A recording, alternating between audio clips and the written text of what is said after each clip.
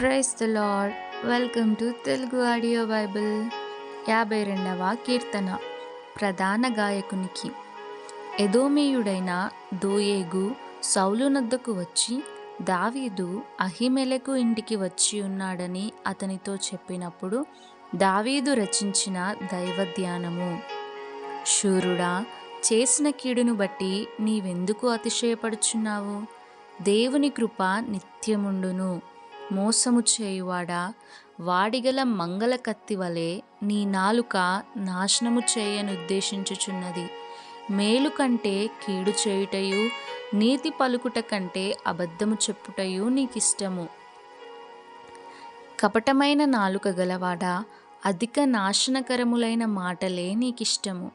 కావున దేవుడు సదాకాలము నిన్ను అనుగగొట్టును. నిన్ను పట్టుకొని ఆయన నీ గుడారములో నుండి నిన్ను పెళ్లగించును. సజీవుల దేశములో నుండి నిన్ను నిర్మూలము చేయును.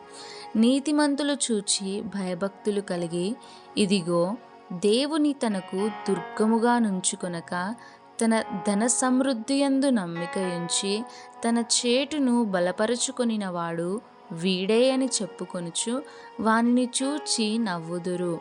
నేనైతే దేవుని మందిరములో పచ్చని ఒలీవ చెట్టు వలెనున్నాను. నిత్యము దేవుని కృపయందు నమ్మిక ఉంచుచున్నాను.